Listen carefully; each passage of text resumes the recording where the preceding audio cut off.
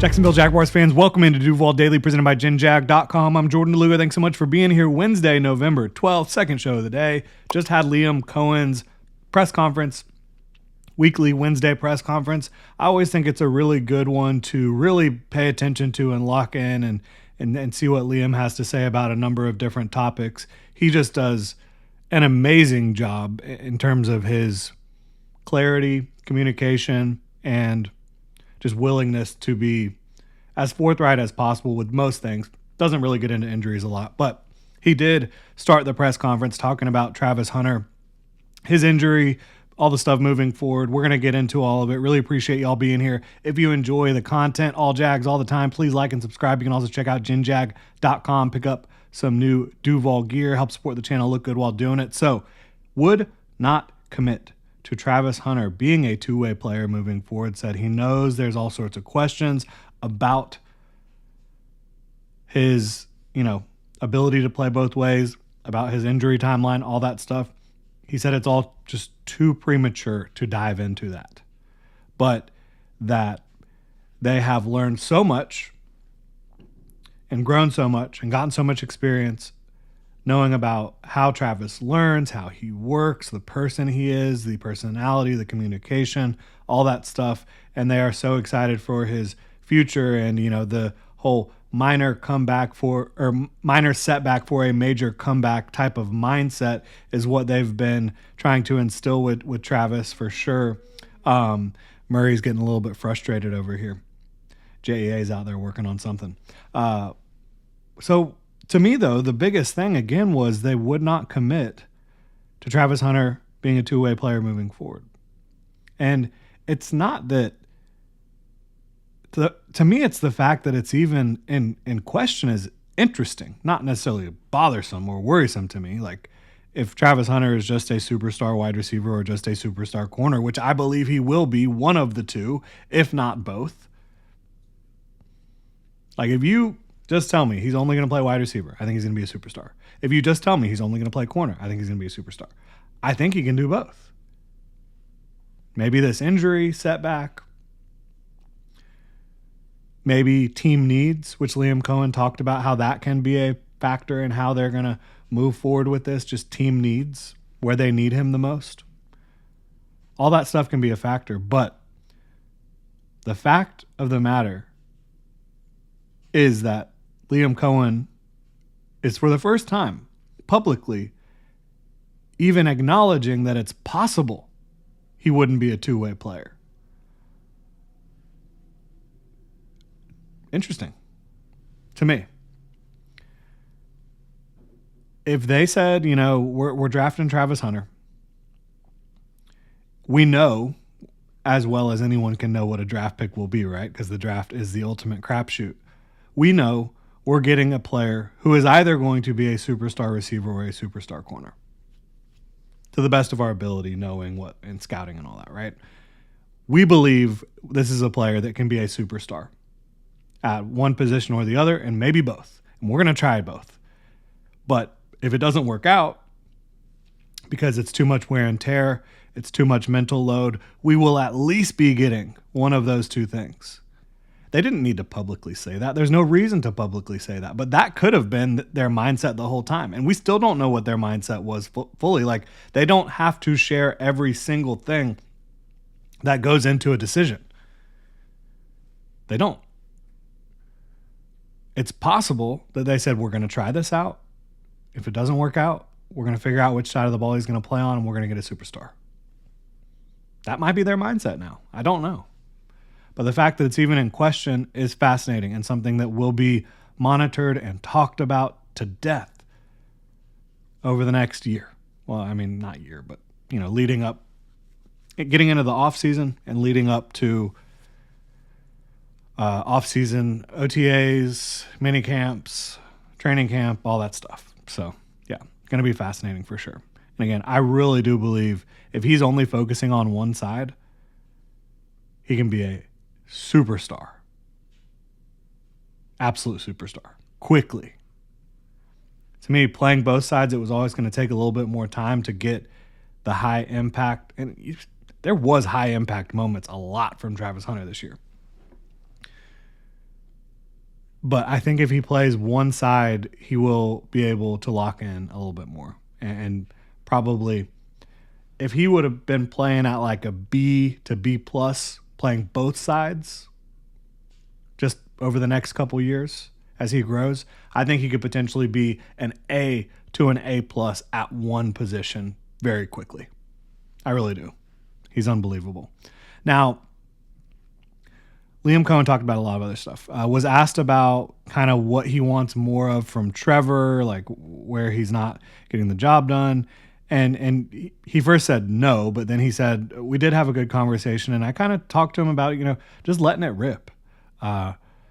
There's times when Liam Coen, so they have basically retaught Trevor Lawrence how to play quarterback in a lot of ways. Footwork, mentally, getting through your reads, all that different stuff. And I think Trevor Lawrence has taken to it well, but it has made him a little bit fearful of making a mistake because he wants to execute the offense exactly as how it's drawn up. But it's difficult to do that at times because it's football. It's an imperfect sport. It's an imperfect science. You're not going to have the play coming together exactly as it's drawn up every single time. So Liam Coen wants him to be able to play a little bit more free, not feel so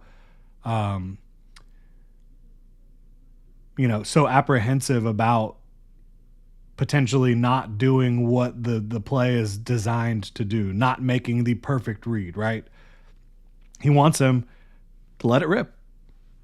Like make the throw, let the chips fall where they may. Be a little bit more free. I think that's fair. I really do. I think that's fair. I think that Trevor Lawrence has been a little bit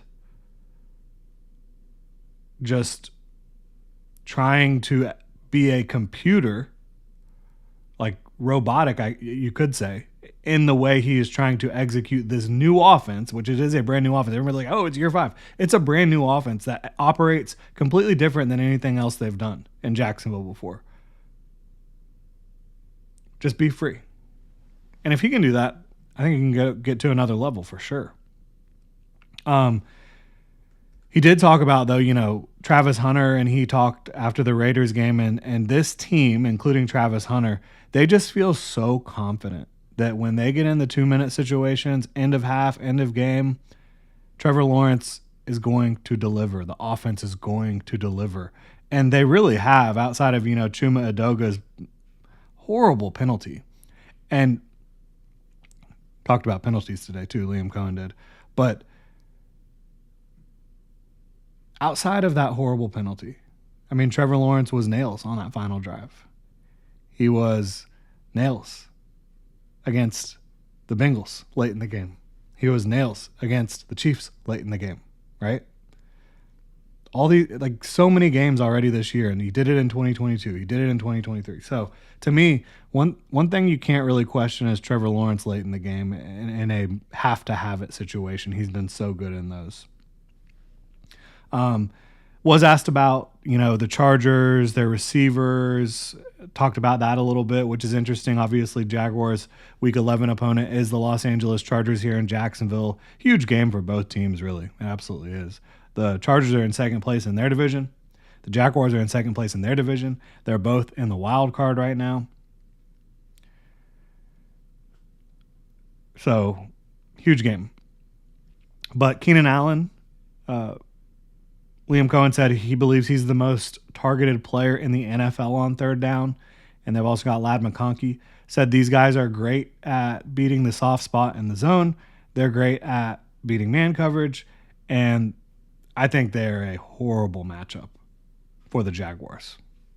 I hope I'm wrong. And I think I could be wrong about that. But the Jaguars have to make some changes in the way they cover. And we'll talk about that too. But yeah, just generally speaking, it seems like Keenan Allen and Ladd McConkey are pretty bad matchups for the Jaguars' pass defense. Also, just Coen was complimentary of they're one of the best teams in the NFL on third down on both sides, and that's winning time throughout a game. If you can execute on third down on both sides of the ball, you are going to win a lot of football games. Was asked about kind of the mental and physical response to this loss against the Texans, a heart-wrenching, embarrassing loss to the Texans. He said, we need to respond. He started talking a little bit about the soul of the sports is team, the connection between the coaches and the players and all the players and other players, like the team. That's what's going to get them over the hump coming off that game. Said they're diving into the fundamentals this week. He said whenever you have a tough game like that, the way he knows to get back from it is to dive into the fundamentals, go back to basics, right? And speaking of going back to basics, penalties. The message from Liam Coen to the team is the same message that it has been regarding the penalties. Maybe that's not the right message because it's not working. I don't know. But penalties, control the controllables. They talk about it. They practice it. It's still not happening. And I should have followed up with Liam. I didn't think about it in the moment, but like obviously a pre-snap penalty is controllable. I wonder if he thinks like the Chuma Edoga penalty at the end of the game was like a controllable one. Because obviously it's post-snap, it's hands to the face, but it happened because Chuma Edoga did not execute at right tackle fundamentally. He did not get out of his stance and set properly. He overset it. And that gave the rusher a easy lane inside. And then he had to try to get back inside, reestablish position. Hands got caught up too high. Boom. Illegal hands to the face. Is that a controllable? I think it is. I wonder what Liam would think about that. Asked about the Jaguars' comeback against the Chargers in 2022 postseason. Unbelievable game. And said, he did see that game. So cool to see, being on the other side of what just happened in Houston. And, it can happen, right? But kind of took it back to the Houston game with his response saying, what do we learn from this? What do we need to confront? You can learn and grow more from an embarrassing loss like that than anything else, but you've got to take away from it the important things and find what you need to take away from it. So what do we learn from this? What do we need to confront?